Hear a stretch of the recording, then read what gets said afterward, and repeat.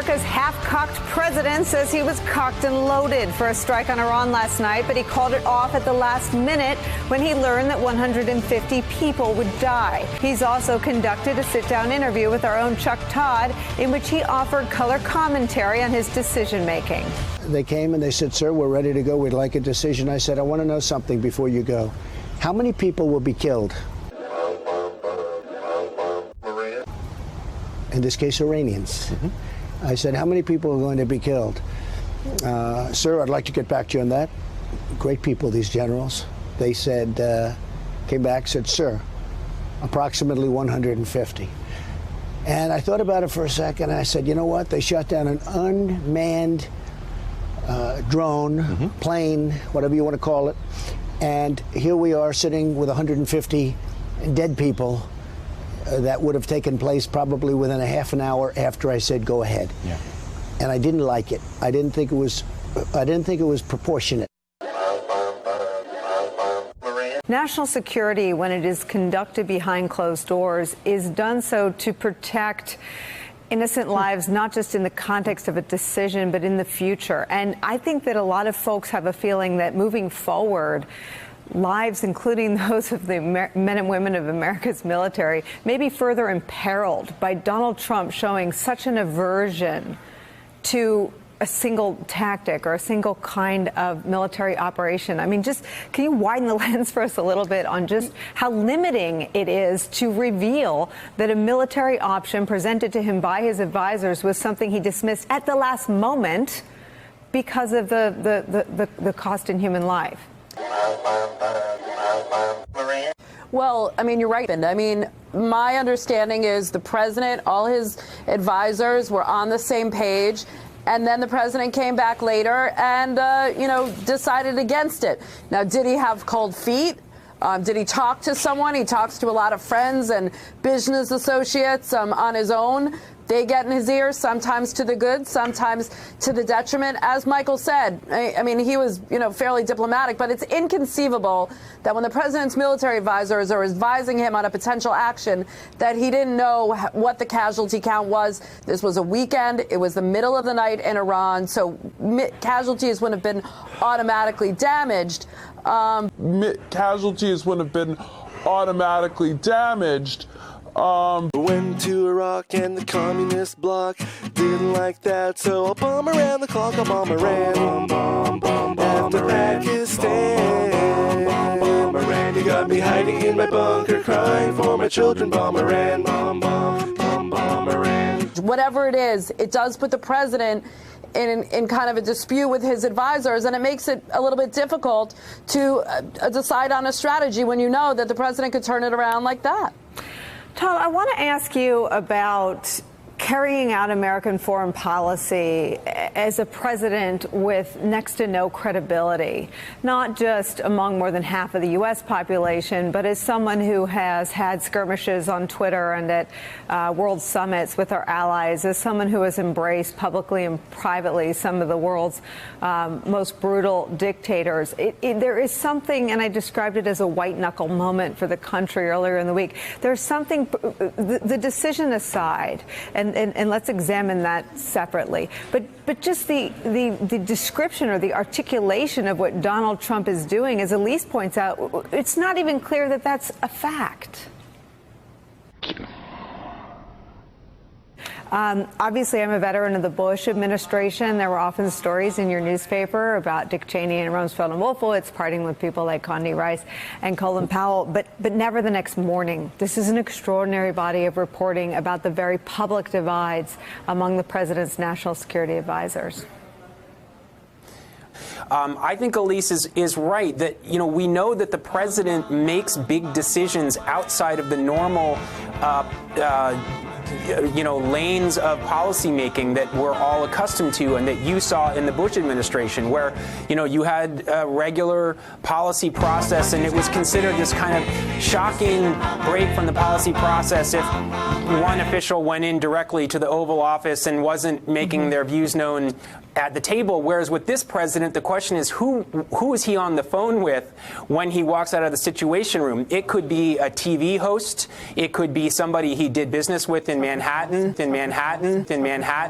I don't know something specific in this case, but I do think that there are people around the president who feel like he makes these decisions not based entirely on the opinions of his national security officials who are presenting him with the battle plans, and that he could turn virtually anywhere for advice. It makes him incredibly unpredictable, and I think it has our allies extremely nervous about trying to figure out what the U.S. is going to do next and whether we could be on the brink of war. Went to a mosque, gonna throw some rocks. Tell the Ayatollah, gonna put you in a box.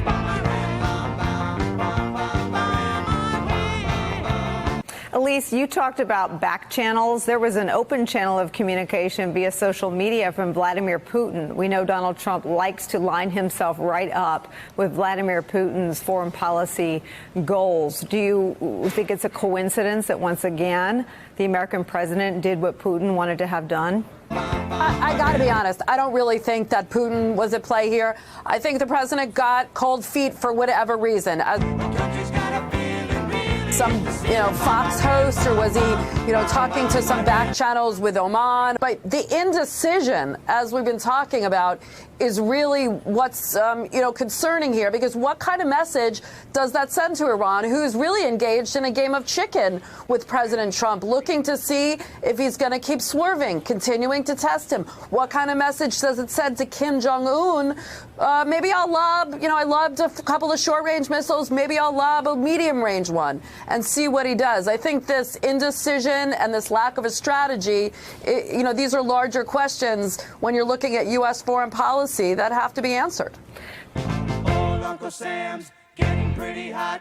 Time to turn Iran into a parking lot. Tom, I'm going to go out on a limb here and say that there's a tie between the things he says, if it's Little Rocket Man in North Korea, and the things he ends up doing, if it's, becoming a pen pal, love letter writing bestie with Kim Jong-un. I mean, do you think that our policy vis-a-vis Iran is heading in the same direction as our policy vis-a-vis North Korea, where despite the briefings that must be available to him from the U.S. intelligence community about the threat that they represent in the region, how destabilizing they are there, the blood that the Iranians have on their hands in Iraq, including to U.S. soldiers, that at his heart, Donald Trump is, I don't want to use the word for peace, but that he really is the isolationist, the anti-interventionalist that he's pitched himself as since the South Carolina primary, very early in the Republican primary season.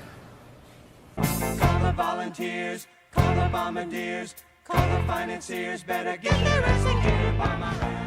I cannot imagine what it must be like to have to brief Donald Trump.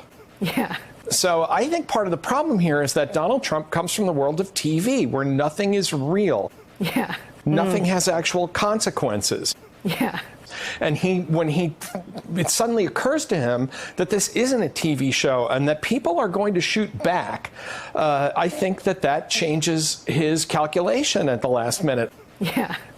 My guess is the Iranians said, go ahead and take your shot, roll the dice.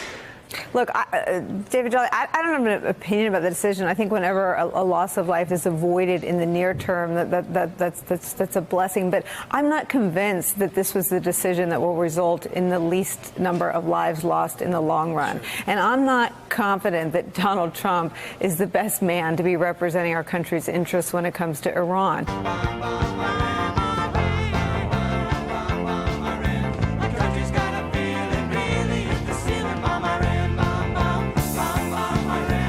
He took MBS's word on it about this brutal slaughter of Khashoggi, and we know MBS is one of the people in his ear when it comes to Iran.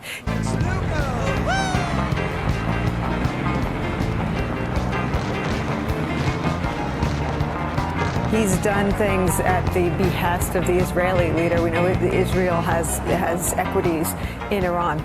I'm not sure that we have a steady hand receiving information and making these decisions. Are you? Or a truthful hand. This is not the first time that a strike package or a mission package has been changed or aborted. But to your earlier point, it really is the first time in modern political history there has been such transparency about this decision making. Tim, you're a student of Donald Trump. You're a student of his lack of any sort of monogamous relationship with the truth. Calling our allies to cut off their supplies, get our hands untied, and bring them back alive. I mean, just examine him as a commander-in-chief in these moments. Well, getting back to what Tom said earlier, he can't imagine what it would be like to brief Donald Trump. The reality is that Donald Trump is unbriefable. He's undisciplined intellectually and emotionally. He's not sophisticated. He is a student of nothing other than his own public image. He's driven generally by self-absorbed goals. And you put all that together, and it adds up to what we've always known about him when it comes to presidential character. This is a man who is very dangerous when it comes to issues like military strikes or the rule of law. And what he cares about most, even now, is performance art. Convincing people that he was in control, convincing people that he made the right decision. I think in that moment in the interview with Chuck Todd, when he's talking about getting advice from his generals, I said, how many people are going to be killed? Sir, I'd like to get back to you on that. Great people, these generals. They said, came back, said, sir, approximately 150. And I thought about it for a sec. And his lip curls a little bit, and he speaks disparagingly of his own military advisors in that moment. Great people, these generals.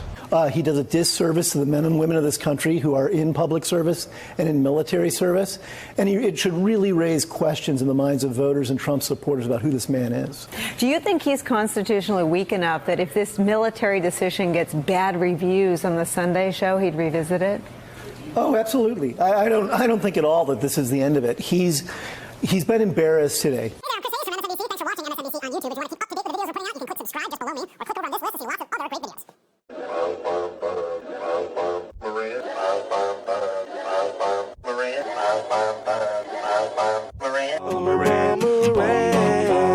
After Pakistan. You got me hiding in my bunker, crying for my children. Bomberan, bomb, bomb, bomb, bomberan. Tim, you're a student of Donald Trump. Donald Trump pitched himself. Yeah.